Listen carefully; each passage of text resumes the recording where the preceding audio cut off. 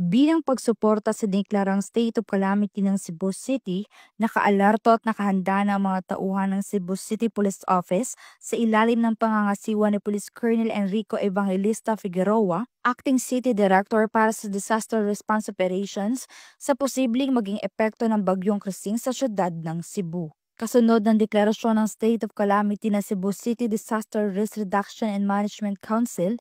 agad na nagsagawa ng konkretong hakbang ang CCPO para paghandaan ang pagtugon sa patuloy na weather disturbance na nagbabanta sa kaligtasan at kapakanan ng mga residente ng syudad. Kaagad pinatawag ang lahat ng tauhan na sinanay sa search, rescue and retrieval operations, pati na rin ang isang komprehensibong inventaryo ng lahat ng rescue equipment at logistical asset. Ang mga hakbang na ito ay naglalayong dagdagan ang kapasidad ng lungsod sa pagtugon sa mga emerhensya na dulot ng baha, pagguho ng lupa at iba pang mga panganib na nauugnay sa panahon. Ang Cebu City Police Office ay nananatili sa 24/7 monitoring schedule sa kondisyon ng panahon kaugnay ang CCDRRMC upang matiyak ang mabilis na pagtugon sa emerhensya. Ang mga linya ng mga komunikasyon sa radyo, ang mga command center ay ganap na operational around the clock upang padali ang real-time na mga update at mabilis na pag-deploy ng mga rescue team. Ang kapulisan ng CCPO ay patuloy na nakikipag-ugnayan sa mga lokal na pamahalaan